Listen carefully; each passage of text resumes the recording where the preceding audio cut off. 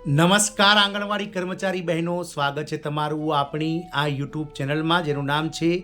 ગુજરાતી જીકેની જમાવટ। 20 ઓગસ્ટ 2025ના રોજ જ્યારે ગુજરાત હાઈકોર્ટ દ્વારા એક સીમાચિહ્નરૂપ ચુકાદો આપવામાં આવ્યો છે, જેમાં દરેક આંગણવાડી કાર્યકર અને તેડાગર બહેનોને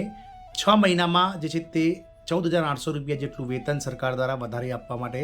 ગુજરાત રાજ્ય સરકારને ટકોર કરવામાં આવી છે। હાઈકોર્ટની ડિવિઝન બેન્ચ દ્વારા 1 એપ્રિલ 2025થી જે છે તે એરિયસ પણ ચૂકવવાને લઈ અને અતિ મહત્વપૂર્ણ જાહેરાત કરાઈ હતી। ત્યારે હવે ગુજરાત રાજ્યના મહિલા અને બાળ વિકાસ વિભાગ જે છે તે હરકતમાં આવી ગયું છે અને ગુજરાત રાજ્યના મહિલા અને બાળ વિકાસ વિભાગે નાણાં વિભાગ સાથે જે છે તે વિચાર વિમર્શ શરૂ કરી દીધો છે। ગત રોજ જે છે તે 16 સપ્ટેમ્બર 2025ના રોજ ગુજરાત રાજ્યના મહિલા અને બાળ વિકાસ વિભાગ દ્વારા તમામ જિલ્લાના જે છે તે ICDS કર્મચારીઓ પાસેથી જિલ્લામાં કાર્યરત જે આંગણવાડી કર્મચારી કાર્યકર તેડાગર બહેનોની જે સંખ્યા છે તે સંખ્યાબળની માહિતી માંગવામાં આવી છે। આ સાથે જ હવે એવી આશાઓ સેવાઈ રહી છે કે સરકાર ક્યાંક ને ક્યાંક 30/9 સુધીમાં આ માહિતી મેળવી અને નાણાં વિભાગ સાથે જે છે તે માહિતી શેર કરશે અને ત્યારબાદ કર્મચારીઓ માટે જે છે તે પગાર વધારો દિવાળી પહેલાં જાહેર થઈ શકે છે તેવી આશાઓ હવે જન્મી છે। તો આજના વિડીયોમાં વિગતવાર આપણે જાણીએ કે સરકારની મહિલા અને બાળ વિકાસ વિભાગની હાલની તૈયારીઓ શું છે, ક્યાં સુધીમાં વેતન વધારો જે છે તે જાહેર થઈ શકે છે અને વેતન વધારો જો એરિયસ છે 1 એપ્રિલ 2025થી ગણવામાં આવશે તો એરિયસ જે છે તે કેટલા મહિનાનું ચૂકવવામાં આવશે અને કર્મચારીઓને કેટલા પૈસા જે છે તે એરિયસ સ્વરૂપે સરકાર આપશે, આ તમામ માહિતી આજના વિડીયોમાં આપ સુધી પહોંચાડીએ। તો વિડીયોના અંત સુધી આ બન્યા રહો। જો ચેનલમાં બહેનો તમે નવા હોય, નવા સબસ્ક્રાઈબર હોય તો ચેનલને શેર કરી સબસ્ક્રાઈબ કરી લો, જેથી કરીને અમારી ચેનલ પર મૂકવામાં આવતા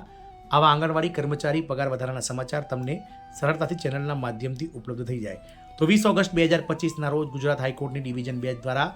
ગુજરાત હાઈકોર્ટના સિંગલ બેન્ચ જજનો જે 30 ઓક્ટોબર 2024નો ચુકાદો હતો તે ચુકાદાને અમાન્ય ગણાવ્યો હતો અને ફક્ત લઘુત્તમ વેતન વધારો એટલે કે લિવિંગ વેજીસ જે વધારો છે તેને લઈ અને અતિ મહત્વનો ચુકાદો આપવામાં આવ્યો હતો। સિંગલ બેન્ચ જજ દ્વારા રાજ્ય સરકારના કર્મચારીઓ આ કર્મચારીને જાહેર કરવાનું કહેવામાં આવ્યું હતું, સાથે જ લઘુત્તમ વેતન ક્લાસ 3 પ્રમાણે એટલે કે વર્ગ 3 પ્રમાણે કાર્યકર બહેનો અને વર્ગ 4 પ્રમાણે જે છે તે તેડાગર બહેનોને આપવાની વાત કરવામાં આવી હતી। આ જે ચુકાદો છે તેને ગુજરાત સરકાર દ્વારા ડિવિઝન બેન્ચ એટલે કે ડબલ બેન્ચ જજમાં પટકારવામાં આવ્યો હતો। ડબલ બેન્ચ જજ એટલે કે ડિવિઝન બેન્ચના જજ જે છે તે સુપૈયા સાહેબ અને વાછાણી સાહેબ દ્વારા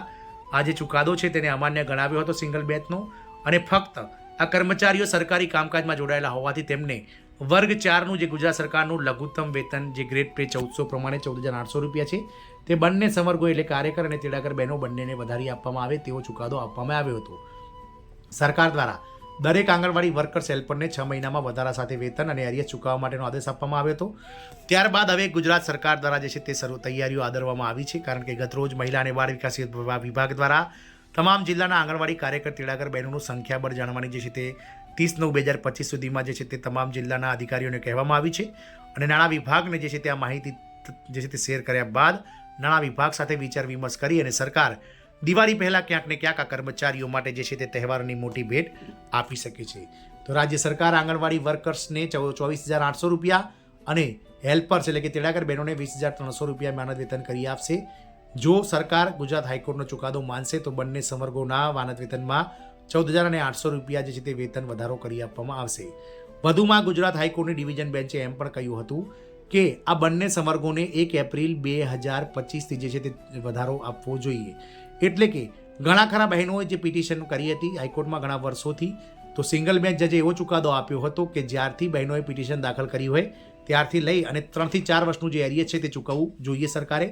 આ ડિવિઝન બેન્ચે જે છે તે આ ચુકાદાને પણ અમાન્ય ગણ્યો હતો અને દરેક જે પિટિશનમાં જોડાયેલા હોય અથવા ન જોડાયેલા હોય અને રાજ્ય સરકારના મહિલા અને બાળ વિકાસ વિભાગના નેજા હેઠળ કામ કરતા ICDS પ્રોજેક્ટમાં 1.6 લાખ આંગણવાડી કાર્યકર અને તેડાગર બહેનો તમામને 14,800 રૂપિયા માનદ વેતન બંને સંવર્ગોને વધારી આપવો અને 1 એપ્રિલ 2025થી આ વધારો જે છે તે મંજૂર કર્યો અને 1 એપ્રિલથી જે છે તે સરકાર દ્વારને એરિયસ આપવા માટે પણ કહેવામાં આવ્યું છે। જો સરકાર આગામી મહિને એટલે કે ઓક્ટોબર મહિનામાં આ એરિયસ સહિત વધારો જાહેર કરી દે છે એટલે કે કાર્યકર બહેનોને 24,800 રૂપિયા અને તેડાગર બહેનોને 20,300 રૂપિયા માનદ વેતન આગામી દિવાળીના તહેવાર પહેલાં ઓક્ટોબરમાં જો જાહેર કરશે તો સરકાર દ્વારા ઓક્ટોબરના પગાર સાથે જે છે તે સપ્ટેમ્બરમાં જે છે તે નવો પગાર આ કર્મચારીઓને આપવામાં આવશે। ત્યારબાદ સરકાર દ્વારા 1 એપ્રિલ 2025થી લઈ અને 30 સપ્ટેમ્બર 2025 એમ કુલ 6 મહિનાનું જે એરિયસ છે તે આ બંને સંવર્ગો એટલે કે કાર્યકર અને તેડાગર બહેનોને ચૂકવવું પડશે। તો કેટલું એરિયસ તો હાઈકોર્ટના ચુકાદાને આધીન 14,800 રૂપિયા બંને સંવર્ગોનું માનદ વેતન વધી રહ્યું છે દર મહિને। તો 14,800 ગુણ્યા 6 મહિના એટલે કે એપ્રિલ 2025થી લઈને 30 સપ્ટેમ્બર 2025 સુધીના 6 મહિનાનું એરિયર જો સરકાર આપશે તો બંને સમર્ગો એટલે કે કાર્યકર અને તેડાગર બહેનો બંનેને ઓક્ટોબર મહિનાનો જે પગાર નવેમ્બરમાં આવશે તેમાં 88,800 રૂપિયા એરિયર જે છે સરકાર દ્વારા આપવું પડશે.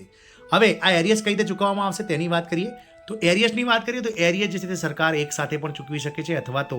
પછી 3 થી 4 હપ્તામાં જે છે તે પગાર સાથે પણ ચૂકવી શકે છે એરિયર્સને લઈ. અને જે છે તે સરકારે વાત તો કરી છે હાઈકોર્ટે, પણ હાઈકોર્ટે એવું નથી કહ્યું કે એક સાથે ચૂકવવું જોઈએ, કારણ કે સરકાર દ્વારા પછી આ એરિયર્સ જે છે તે એક વર્ષની અંદર અલગ અલગ ટાઈમે પગાર સાથે પણ ચૂકવી શકે છે. પરંતુ એ સ્પષ્ટ છે કે જો દિવાળી પહેલાં જે છે તે આંગણવાડી કર્મચારીઓનો પગાર વધારો સરકાર કરશે તો હાઈકોર્ટના આદેશના અનુસાર 1 એપ્રિલથી એરિયર્સ ગણવામાં આવશે અને તમામ કર્મચારીઓને લગભગ 90,000 રૂપિયાની આસપાસ જે છે તે એરિયર્સ સરકાર દ્વારા આપવામાં આવશે. તો આ એક મહત્વની અપડેટ હતી, તેને લઈ અને બહેનો વિડીયો બનાવ્યો તો ચોક્કસથી તમને વિડીયો ગમે તો તમારા કલીગ મિત્રો સાથે શેર કરશો. જય હિન્દ, અસ્તુ.